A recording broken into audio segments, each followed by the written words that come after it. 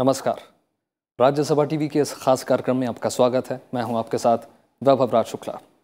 सरल स्वभाव, प्रखर बुद्धिजीवी, कद्दावर राजनेता, ओजस्वी वक्ता। जी हां, हम बात कर रहे हैं अरुण जेटली की। भारतीय राजनीति में एक अलग पहचान रखने वाले अरुण जेटली ने कभी भी सिद्धांतों से समझौता नहीं किया।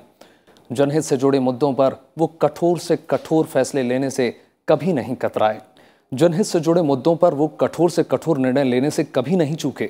बतौर राजनेता उनके किए गए काम और देश के विकास में दिए गए उनके योगदान को कभी भुलाया नहीं जा सकता।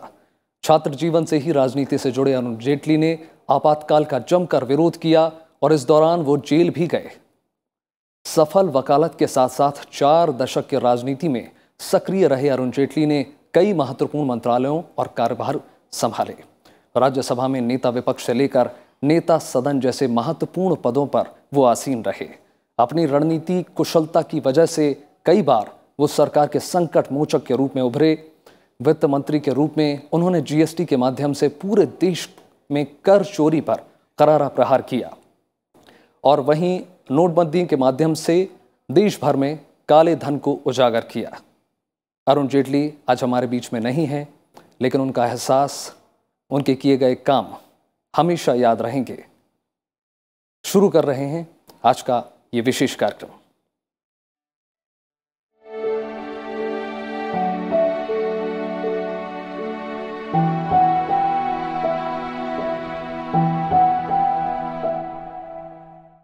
पूर्व वित्त मंत्री और बीजेपी के वरिष्ठ नेता अरुण जेटली अब हमारे बीच में नहीं रहे। शनिवार को एम्स में उन्होंने अंतिम सांस ली। पूर्व वित्त मंत्री के निधन पर राजनीतिक गलियारे से लेकर देश भर में शोक का माहौल है। राष्ट्रपति, उपराष्ट्रपति, प्रधानमंत्री समेत पक्ष और विपक्ष के तमाम नेताओं ने उनके निधन पर गहरा दुख व्यक्त किया है।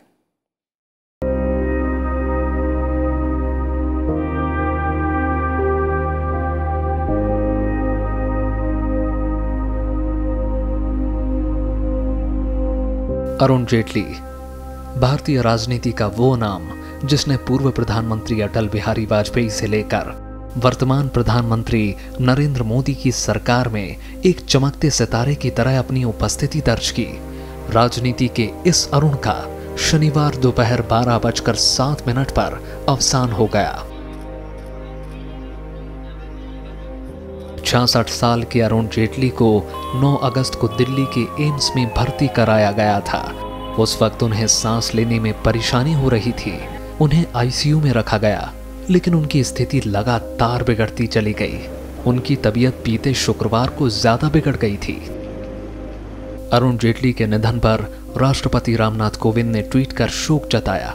उन्होंने कहा, अरुण जेटली कठिन से कठिन कार्य को शांति, धैर्य और गहरी समझदारी के साथ पूरा करने का अद्भुत सामर्थ्य रखते थे। उनका देहावसान हमारे सार्वजनिक जीवन और बौद्धिक क्षेत्र के लिए बहुत बड़ी क्षति है। राष्ट्रपति ने उनके परिवार और सहयोगियों के प्रति गहन शोक संवेदनाएं प्रकट की।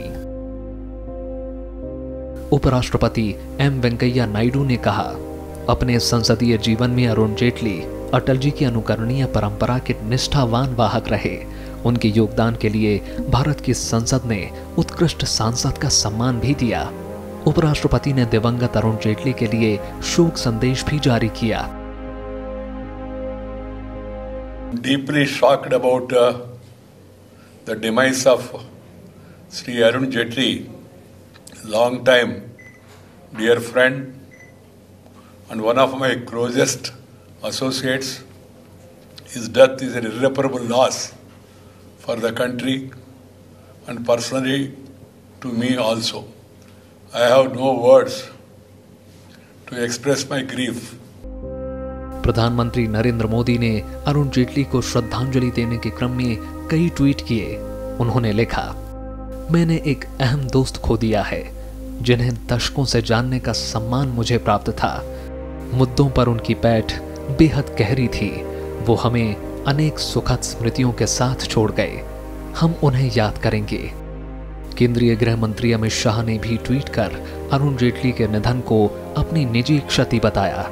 अरुण जेटली जी के निधन से अत्यंत दुखी हूं। जेटली जी का जाना मेरे लिए एक व्यक्तिगत क्षति है।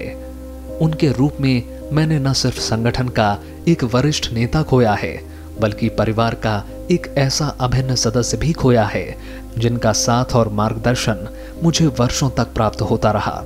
रक्षा मंत्री राजनाथ सिंह समेत तमाम मंत्रियों और नेताओं ने अरुण जेटली के निधन पर गहरा दुख प्रकट किया है। जहाँ तक अरुण जेटली जी का प्रश्न है, सारा देश इस सच्चाई को जानता है कि उन्होंने विभिन्न दायित्वों का निर्वाह करते हुए जहाँ पर पार्टी संगठन को अपना योगदान दिया है, वहीं पर भारत सरकार में रहकर भी उन्होंने बखूबी अपनी जिम्मेदारी का निर्वाह किया है। मैं बराबर ये कहता रहा हूँ कि सचमुच अरुण जेटली जी जैसा व्यक्ति यह पार्टी के लिए भी एसेट है, गवर्नमेंट के लिए भी एसेट है, और वह देश के भी एक बहुत ही महत्वपूर्ण एसेट थे। अरुण जी के साथ हमने 40 साल से अधिक समय काम किया था, विद्यार्थी परिषद के समय से।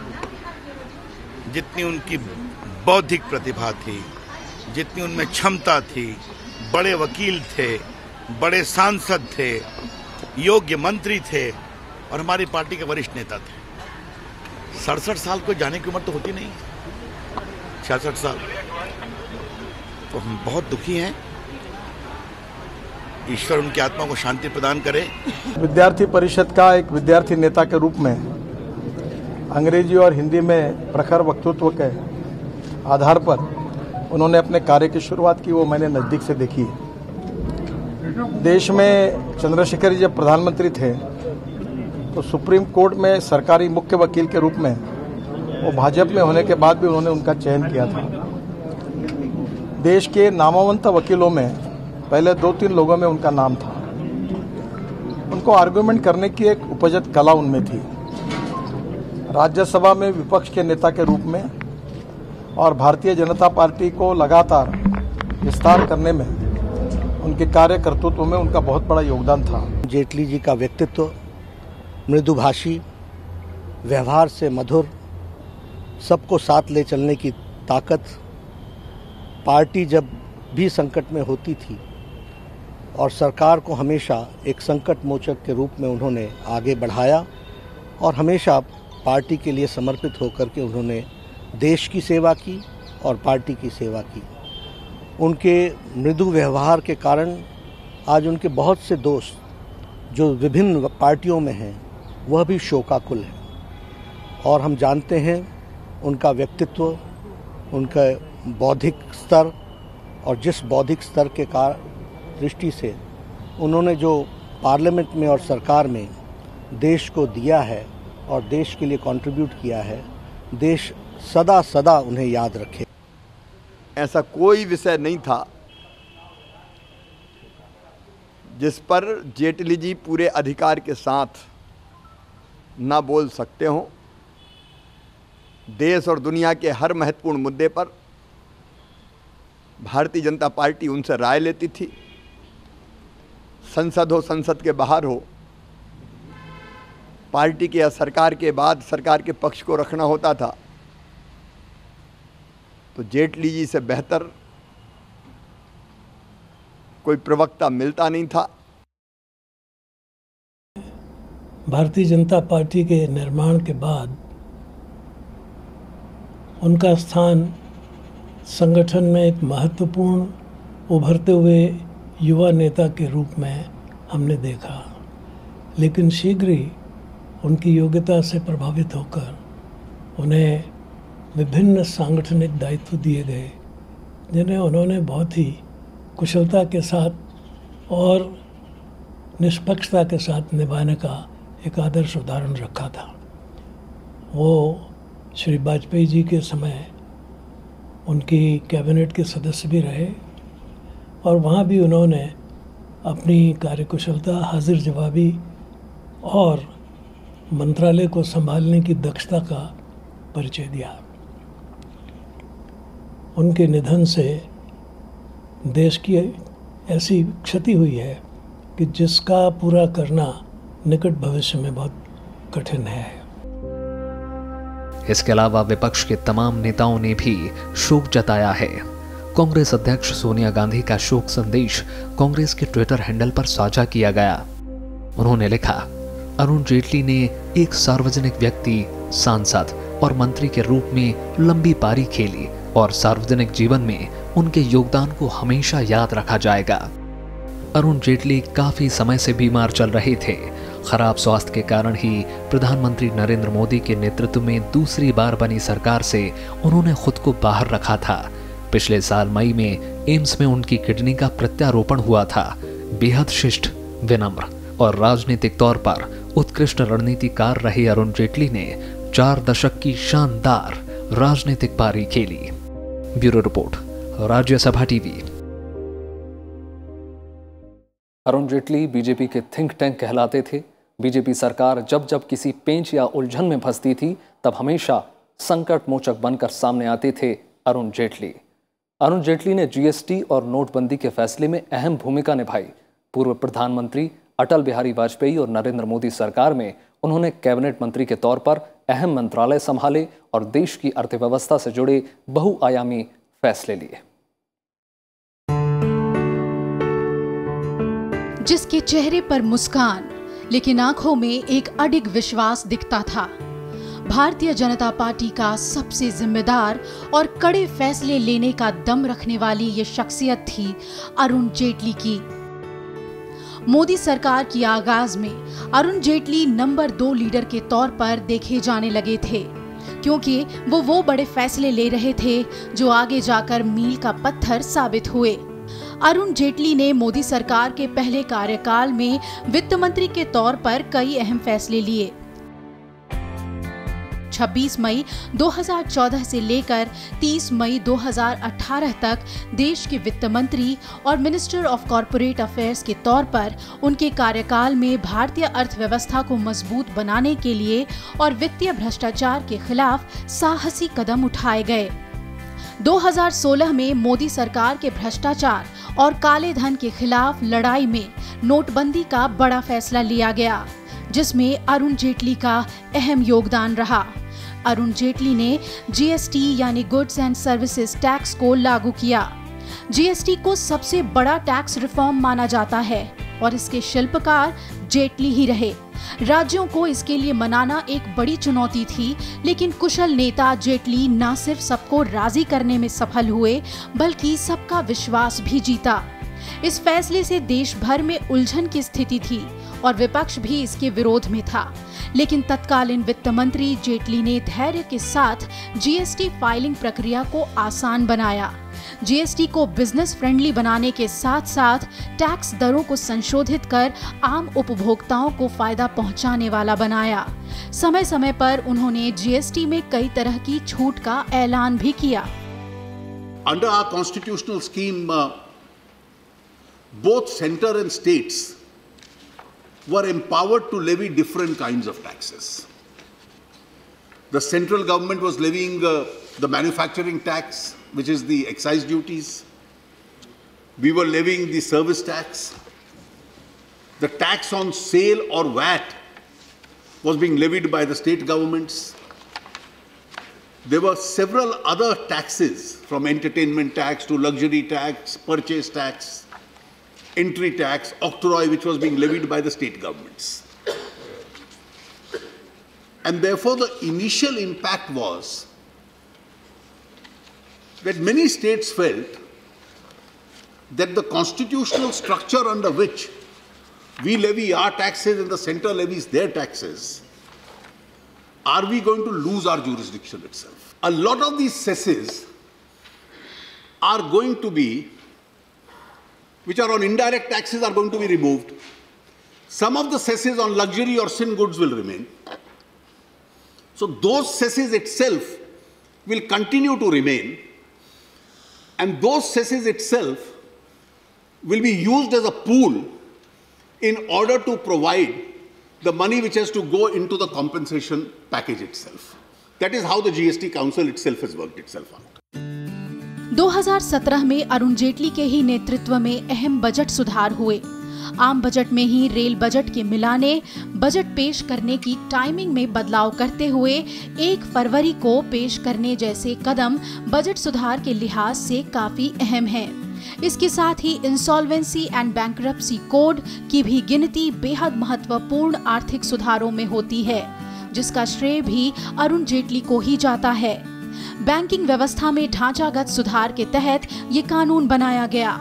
बैंक से बड़े बड़े कर्ज लेकर उन्हें गटक जाने वाली कंपनियों और पूंजीपतियों में खौफ के लिए इस तरह के कानून की लंबे समय से जरूरत थी, जिसे अरुण जेटली ने प्राथमिकता देते हुए लागू किया। मौद्रिक नीति बनाने में पारदर्शिता और जवाबदेही लाने के लिए 2016 में मॉनेटरी पॉलिसी कमेटी का गठन भी जेटली के महत्वपूर्ण आर्थिक फैसलों में शामिल है। आरबीआई गवर्नर की अगुवाई वाली ये कमेटी ही अब ब्याज दरों को तय करती है। वित्त मंत्री के तौर पर जेटली ने नॉन परफॉर्मिंग एसेट्स यानी एनपीए की बढ़ती समस्या से निपटने में भी काफी कामयाबी हासिल की। उन्हीं की देखरेख में बैंकिंग सेक्टर में एनपीए की सफाई शुरू हुई, जिससे सार्वजनिक क्षेत्र के बैंक घाटे से धीरे धीरे प्रॉफिट में आने लगे। You need a strong banking system in order to support growth. You need banks which are able to lend money to large industry, to infrastructure projects, to small industry, for educational loans, for farmers, etc. Because this is all a part of the management of the economy that you need a robust banking system which will do that. वित्त मंत्री के तौर पर अरुण जेटली ने सभी समस्याओं पर ध्यान दिया। सार्वजनिक क्षेत्र के बैंकों को मजबूत बनाने की जरूरत थी और इसके लिए बैंकों का एकीकरण रास्ता था। स्टेट बैंक के 5 एसोसिएट बैंकों और भारतीय महिला बैंक का विलय और देना बैंक और विजया बैंक का बैंक ऑफ बड़ौदा में विलय का फैसला जेटली के कार्यकाल में ही लिया गया।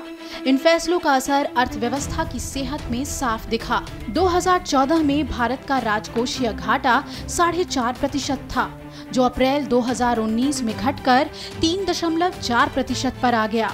इसी तरह 2014 में उपभोक्ता मूल्य सूचकांक 9.5 था, जो अप्रैल 2019 में 2.92 दर्ज किया गया। एफडीआई नियमों में ढील के पक्षधर जेटली के प्रयासों से डिफेंस, इंश्योरेंस और एविएशन जैसे सेक्टर भी एफडीआई के लिए खोले गए। वित्त मंत्रालय के अधीन संस्था फॉरेन इन्वेस्टमेंट प्रमोशन बोर्ड को भंग किया गया। इन कदमों से एफडीआई में इजाफा हुआ। 2014 में जहां भारत में 24.3 अरब डॉलर की एफडीआई आई थी, वहीं आने वाले वर्षों में ये लगातार बढ़ते हुए 2019 में 44.4 अरब डॉलर तक पहुंच गई। इसके अलावा वित्तीय समावेशन के लिए प्रधानमंत्री नरेंद्र मोदी की महत्वाकांक्षी जनधन योजना की कामयाबी का श्रेय भी अरुण जेटली को जाता है। मोदी सरकार में रक्षा मंत्री मनोहर पर्रिकर के पद से इस्तीफा देने के बाद मार्च 2017 में अरुण जेटली को रक्षा मंत्रालय का भी अतिरिक्त पदभार दे दिया गया, जबकि इससे पहले सरकार बनने के बाद भी मई 2014 से नवंबर 2014 तक यानी 6 महीने के लिए उन्होंने रक्षा मंत्री के तौर पर काम किया। 2014 से 2016 तक अरुण जेटली सूचना एवं प्रसारण मंत्री भी रहे। Year and a half there has been a top priority emphasis for the government to ease the doing of business in India. As a result of which, a turnaround in India's ratings has come around. In the last month, 2 important international agencies, both the World Economic Forum and the World Bank, from a declining position in the ease of doing business in the last several years, have reversed the trend. And both of them have moved India up. In recent past, India is one of the highest, if not the highest, investment destinations. And in the last 1 year, FDI had increased by a staggering 40%. आर्थिक मसलों पर उनकी गहरी समझ को देखते हुए ही देश को बदलने का सपना देखने वाले अरुण जेटली एक स्टेट्समैन के तौर पर हमेशा याद किए जाएंगे। Bureau report, Rajya Sabha TV. वकील से लेकर एक सफल राजनेता तक का सफर तय करने वाले अरुण जेटली छात्र जीवन से लेकर राजनीतिक जीवन में सबके चहेते रहे। राजनीति में उनकी छवि एक बेदाग और सबकी सहमति बनाने वाले नेता की रही। अरुण जेटली का नाम देश की राजनीति और बीजेपी के स्वर्णिम इतिहास में शामिल रहेगा। छोड़ जा रहे हैं आपको इस रिपोर्ट के साथ। नमस्कार।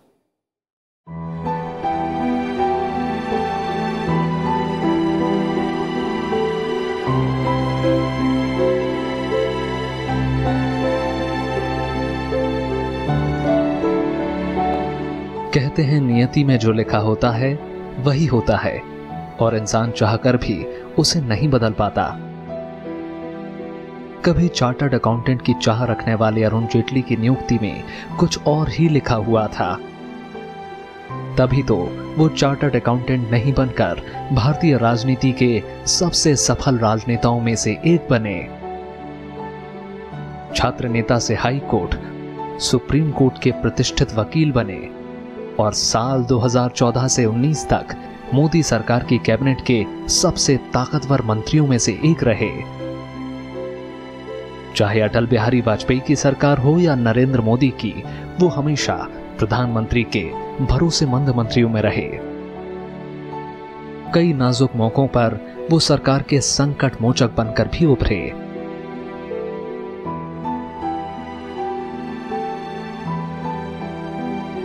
अरुण जेटली का पूरा नाम अरुण महाराज किशन जेटली था। अरुण जेटली का जन्म 28 दिसंबर 1952 को दिल्ली में हुआ। उनके पिता महाराजा किशन जेटली एक जाने माने वकील थे। उनकी मां का नाम रतन प्रभा जेटली था। स्कूली शिक्षा दिल्ली के सेंट जेवियर स्कूल से करने के बाद उन्होंने 1973 में दिल्ली के Shri Ram college of commerce से बीकॉम किया। इसके बाद उन्होंने साल 1977 में दिल्ली विश्वविद्यालय से लॉ की डिग्री हासिल की। इसी बीच साल 1974 में वो दिल्ली विश्वविद्यालय छात्र संघ के अध्यक्ष चुने गए। साल 1973 में लोकनायक जयप्रकाश नारायण ने जब भ्रष्टाचार समेत देश के कई तत्कालीन मुद्दों को लेकर संपूर्ण क्रांति आंदोलन शुरू किया, तो अरुण जेटली ने भी इस आंदोलन में बढ़ चढ़कर हिस्सा लिया। साल 1975-77 के दौरान, आपातकाल के दौरान, वो इंदिरा गांधी सरकार के खिलाफ आंदोलन में सक्रिय रहे और इस दौरान उन्हें 19 महीने जेल में रहना पड़ा। जेल से वापसी के बाद अरुण जेटली जनसंघ के सदस्य बने और साल 1977 में लोकतांत्रिक युवा मोर्चा के संयोजक बने। दिल्ली विश्वविद्यालय से लॉ की पढ़ाई पूरी करने के बाद अरुण जेटली ने वकालत को अपनाया।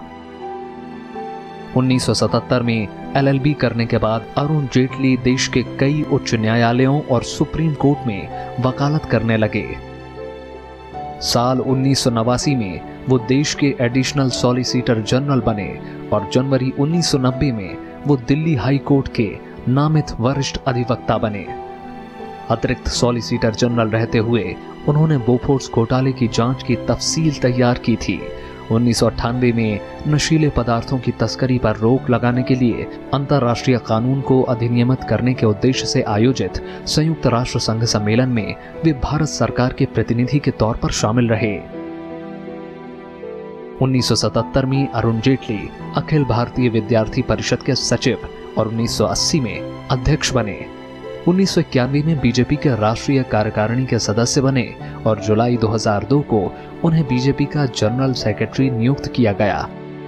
साल 1999 में बीजेपी के नेतृत्व वाली एनडीए गठबंधन की अटल बिहारी वाजपेयी सरकार के सत्ता में आने पर अक्टूबर 1999 में अरुण जेटली को सूचना और प्रसारण राज्य मंत्री स्वतंत्र प्रभार बनाया गया। इसके अलावा उन्हें विनिवेश राज्य मंत्री स्वतंत्र प्रभार भी नियुक्त किया गया। इसके बाद जेटली 2000 में कानून, न्याय और कंपनी मामलों के केंद्रीय मंत्री बने। नवंबर 2000 में उन्हें कानून, न्याय और कंपनी मामलों के अलावा जहाजरानी मंत्री बनाया गया। जनवरी 2003 में केंद्रीय मंत्रिमंडल में उन्हें वाणिज्य, उद्योग, कानून और न्याय मंत्री बनाया गया। मई 2004 में एनडीए की हार के बाद जेटली पार्टी के महासचिव बने। अरुण जेटली को 3 जून 2009 को राज्यसभा में विपक्ष का नेता चुना गया। राज्यसभा में उन्होंने महिला आरक्षण विधेयक पर बहस में महत्वपूर्ण भूमिका निभाई। उन्होंने 2009 से 2014 तक राज्यसभा में विपक्ष के नेता के रूप में कार्य किया। 2014 के आम चुनाव में वे अमृतसर लोकसभा सीट पर लड़े लेकिन हार गए। इसके बाद वो चौथी बार राज्यसभा सांसद बने। 2014 में जब बीजेपी सत्ता में लौटी तो अरुण जेटली मोदी सरकार की कैबिनेट में शामिल हुए। मंत्रिमंडल में उन्हें कई महत्वपूर्ण जिम्मेदारी मिली। उन्हें वित्त मंत्री बनाया गया। इसके साथ ही उनको कॉर्पोरेट मामलों के मंत्रालय और रक्षा मंत्रालय का जिम्मा भी दिया गया। करीब 6 महीने तक वो रक्षा मंत्री रहे। इसके अलावा उन्हें राज्यसभा का नेता भी चुना गया।